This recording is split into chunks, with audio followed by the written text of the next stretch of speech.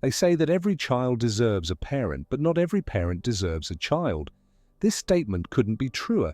In today's case, instead of seeing his children as tiny humans who needed his protection, Mick Philpott saw them as his personal cash cows that brought in benefits from the government.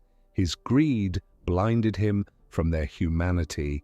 In the worst way possible, he was fame-hungry, narcissistic, and diagnosed as a psychopath who made everyone's life around him a living hell. In this video, we'll look at how Philpott and his accomplices took the lives of 6 young children and what drove them to do this heinous act. Let's get started, Mick. Philpott was born in 1956.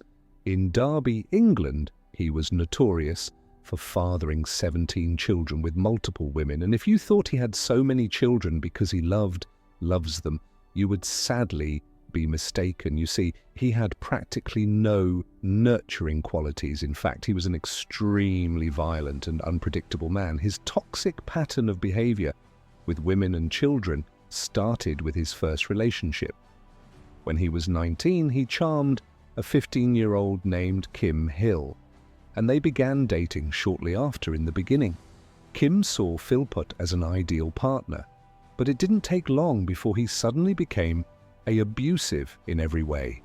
You can think of his violence was so uncontrollable that he even started beating her in public in one incident at a pub.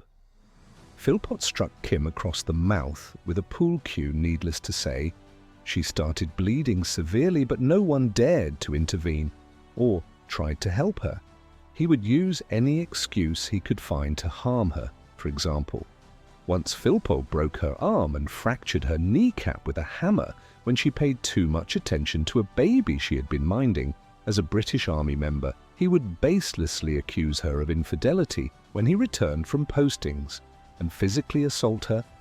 He also shot Kim in the groin with a crossbow one time because he felt her dress had been too short. Kim, still in school, often lied about the cause of her injuries to protect Philpott. After 2 years of abuse in July 1978, Kim plucked up the courage to send Philpott a breakup letter. In response, Philpott went AWOL from the army, and BR broke into Kim's home. He attacked her in bed, stabbing her 27 times with a 9-inch knife. According to Kim, he told her menacingly, "If I can't have you, no one else will," when Kim's mother intervened. Philpott stabbed her 11 times. Both Kim and her mother barely survived the attack despite being badly injured. Her mother, who was a nurse, crawled to a phone and raised the alarm. Paramedics arrived to find Philpott on the stairs, still holding the bloody knife. He told them, "I wouldn't bother. She's a goner. I'd done a good job on her." Kim actually died twice in the ambulance and on the operating table. As surgeons battled to save her life, Philpott had slit her stomach open and stabbed her on the back. Arms and legs she suffered, collapsed lungs and a punctured bladder, kidney and liver.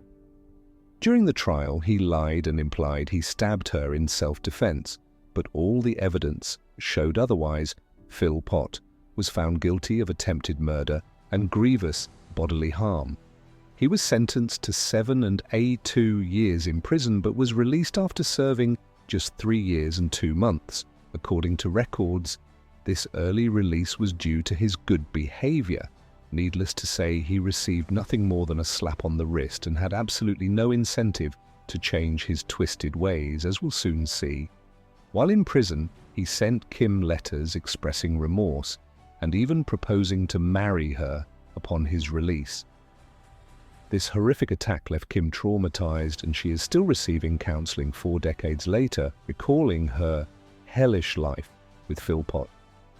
Kim added, "Do not say no to Mick Philpott. You don't say no to him. He doesn't understand the word." After his release from prison in 1986, Philpott married Pamela, 60. They had 3 children together, and he continued his abusive behavior. Pamela was too afraid to report him, knowing what had happened to his previous partner, Kim. She prayed that he would move on to someone else, which is what he did. In 1993, Philpott, then 37, began a relationship with a 14-year-old girl named Heather Keogh Pamela, left him after discovering the affair. The teenage Heather ran away from her parents to be with him on her 16th birthday, and they had 2 sons. Philpott was abusive towards her, even beating her for not having a girl. He even taught his older sons to be violent against Heather. Philpott wanted Heather to produce more children, but she did not conceive again. She was often punished by being locked outside the house in the garden and told police Philpott once held a knife to her throat when she tried to leave him. Eventually she climbed over the fence and escaped him. Heather was forced to temporarily abandon her children before regaining custody after a long court battle. She said that Philpott was a Jekyll and Hyde character, charming when they first met, but later violent. In 2000, Philpott met 19-year-old Murray Duffy. She was a single teenage mother who had recently left an abusive relationship. Philpott, she said, became her guardian angel. They moved in together shortly after he took on responsibility for her son and proposed to her in hospital after the birth of their first child, Jade. The following year, he also began a relationship with Lisa Willis, a 16-year-old orphan who also happened to be a single mother. She became his mistress and moved in with him, and Murray, perhaps because of Philpott's domineering presence, Lisa and Maird became very close. They regularly confided in each other, and Lisa said she had treated Maird's children as her own. There is clearly a pattern here. All 3 women in Philpott's life had been teenagers when they met him. They had effectively been groomed while they were vulnerable. Philpott married Maird in May 2003, with Lisa as the bridesmaid from that year onwards. Philpott lived with both women and had 11 children in a 3-bedroom council house. Both women worked while he remained unemployed, collecting their earnings and government benefits. Philpott actively tried to have more children to stack up his benefit payments. He requested a large council house to accommodate his growing family, but was denied due to lack of availability. Maird married Mick in 2003. Will you take my Caroline to be your wife? Will you love her, comfort her, honor? And 7 months pregnant with Mick's child on his wedding day, you love her. Philpott publicly defended his lifestyle, expressing pride in his large family and dismissing critics. He blamed the council for not providing adequate housing and argued that as an unemployed person, he deserved more assistance from the government. Philpott tried to bring media attention to his housing situation. He appeared on The Jeremy Kyle Show in 2007, a program similar to The Jerry Springer Show. On the show, Philpott defended his lifestyle and unemployment, claiming he couldn't get a job due to media coverage. And his criminal record. He became agitated when questioned about his parenting and job prospects, which led to an argument with the host Jeremy over his irresponsible lifestyle on the show, insisted he had undergone a vasectomy. He defended himself in typically heated fashion, making an offensive gesture and telling the host, talk to that pal, talk to that Philpott, introduced his wife, Murad, and his second wife, Lisa Willis, on the show, openly acknowledging his unconventional living arrangement. He claimed he didn't care what the public opinion was about his lifestyle and large family.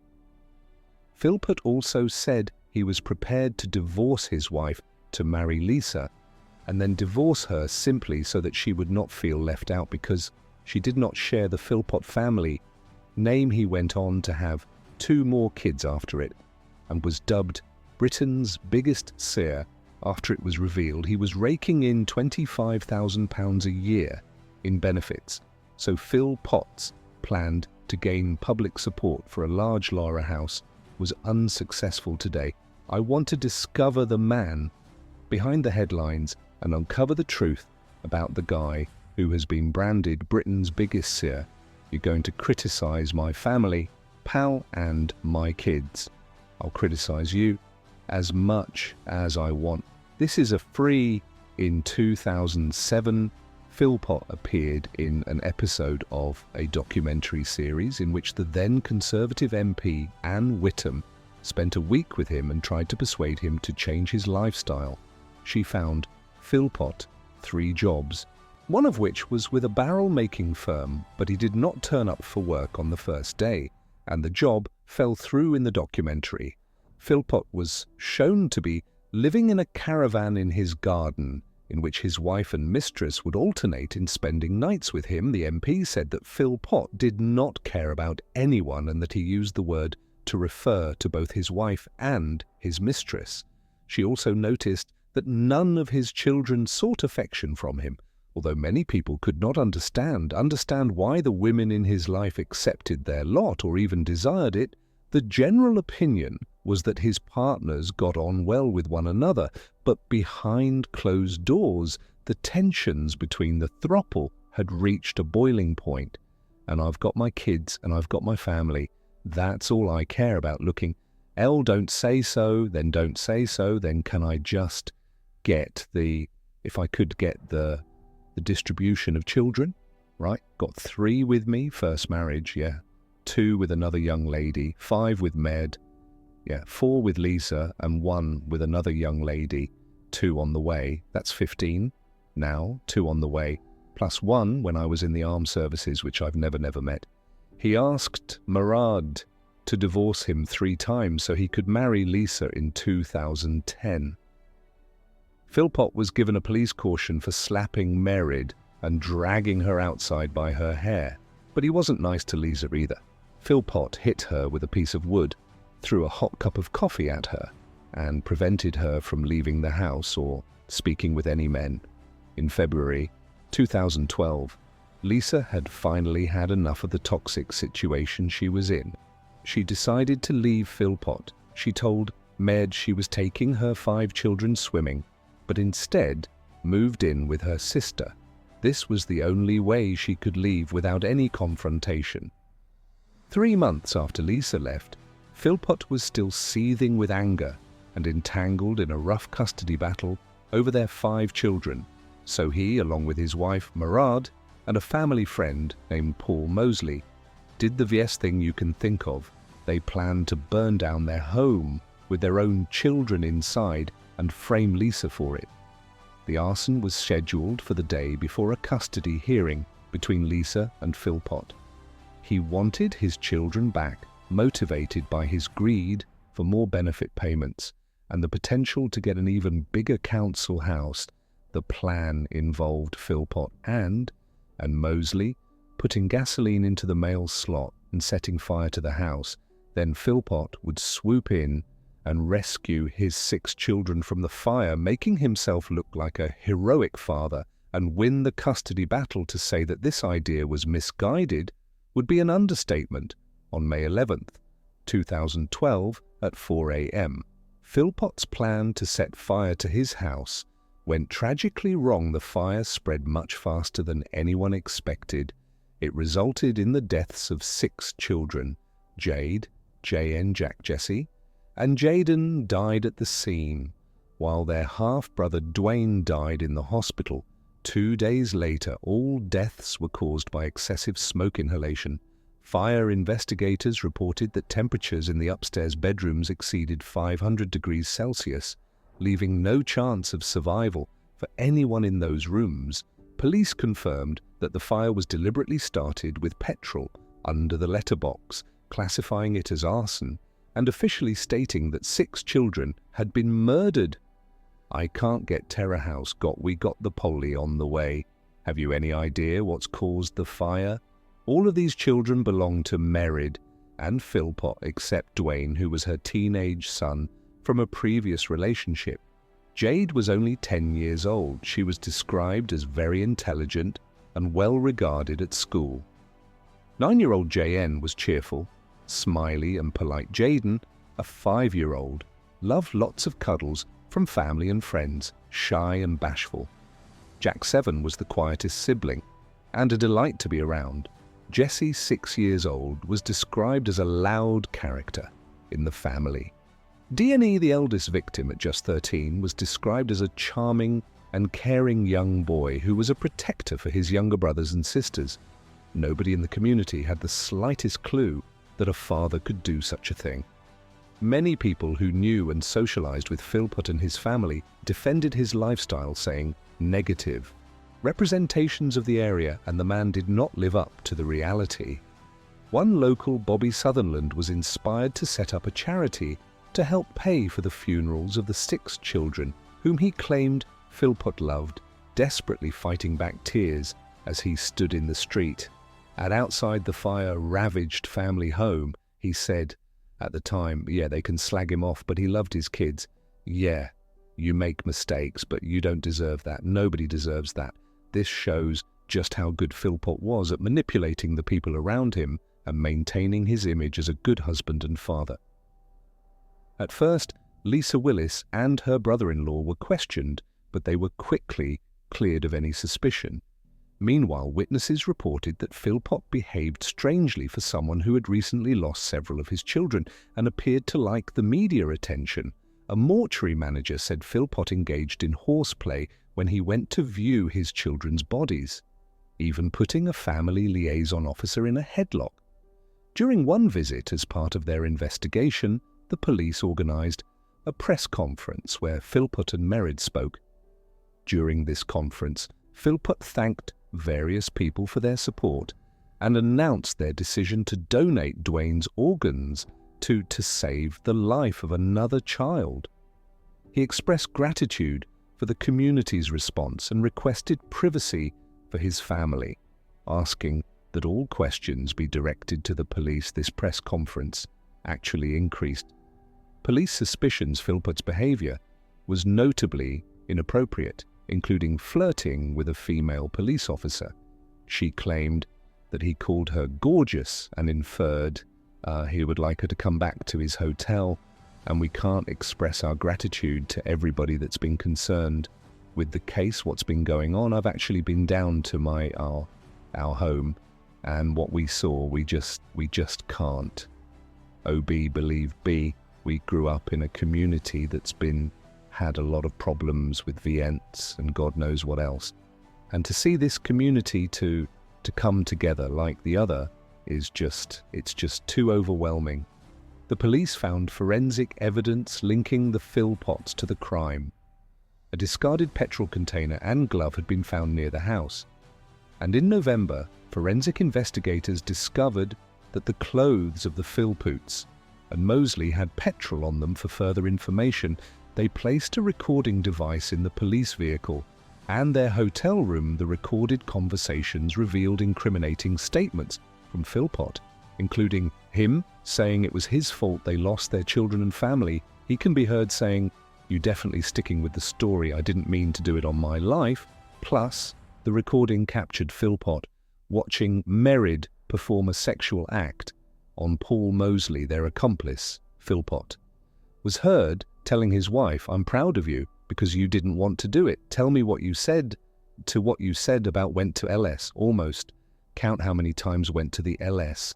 What you say about me trying to go in. You tried everything you could to get in. Like I said to him, I wanted to run through the flames up the stairs. What you crying when you saying it? How bad? Not really, really bad. But did cry, circle, my's gone. It's my fault we lost our children. It's my fault we lost Liv. With Poe children, it's my fault we lost. I should have seen it all coming. It is my the fingerprint on the window. That's it. A few discrepancies. That's all it is. Momi shaky about, I said, we're going to go out for a drive at night. I can't remember saying that Vicky said you were stoned. I didn't smoke in police interviews. Mosley said he had sex with Merritt over a snooker table hours before the fire broke out. It's believed this act was encouraged by Philpott to keep Mosley loyal to their cause.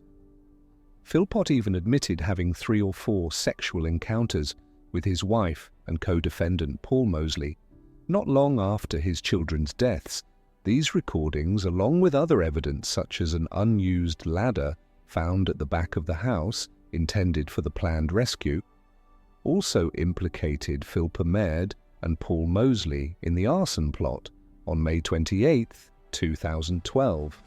Philpott and Merritt were arrested on suspicion of murder they were formally charged with: murder.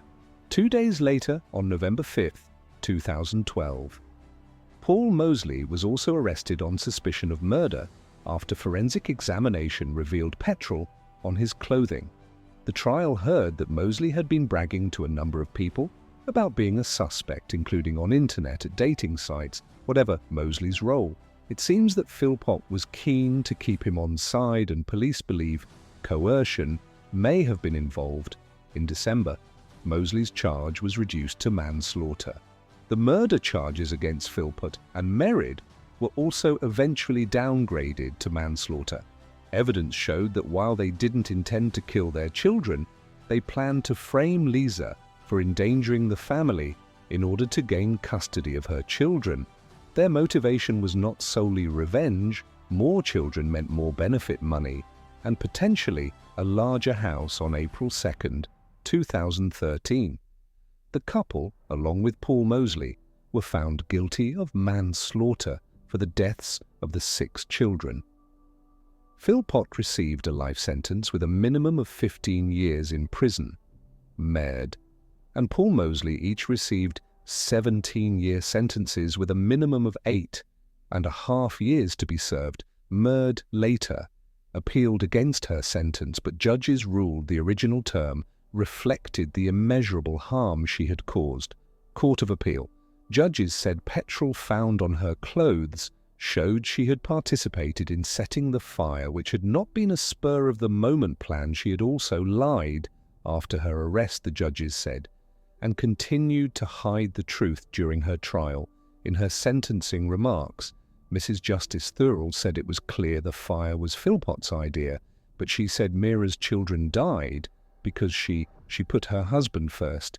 We therefore have come to the view that this sentence cannot be criticized. The judge was careful in reaching the conclusion she did. She gave very cogent and clear reasons for it. She assessed against her primary findings of fact the blameworthiness of Maude Philpott and arrive at a sentence that reflected that very severe degree of blameworthiness together with the immeasurable harm she had caused by the killing of her 6 children, for whom, like any other mother, she had an absolute responsibility. We have, after an examination of the circumstances and a careful consideration of the judges, come to the conclusion without any hesitation that this appeal must be dismissed. In November 2020, Merritt was released after serving half her term.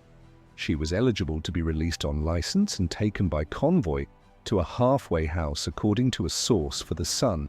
Her convoy was like one given to a celebrity rather than a mom who killed her 6 children. Merritt was also given a new identity for her protection. The Center for Crime Prevention described the release as appalling and called for killers to serve their full sentences for such crimes. Paul Mosley, too, was released from prison in May 2021 after serving half his sentence, but returned to prison in 2022 after breaching terms of parole. In November 2023, he was released. Again, the parole panel stated the panel was satisfied that imprisonment was no longer necessary for the protection of the public. So while Merritt and Mosley are free, Philpott is still in prison, completing his minimum sentence of 15 years. Philpott was characterized as a monster, abusive to women, and exploitative of the welfare system, who viewed children primarily as a source of income. Psychologist Glenn Wilson described Philpott as clinically a psychopath and exhibitionist with antisocial personality disorder. What did you think of this horrific case in everyone involved? Do you think their sentences were too light? Philpott definitely got way too lightly for his attempted murder charge in the 70s. Do you think these deaths were preventable had the justice system been harsher back then? Share your thoughts in the comments below. If you want more videos like this, please be sure to like the video, subscribe, and hit the notification bell so you don't miss out on more true crime videos. See you in the next one.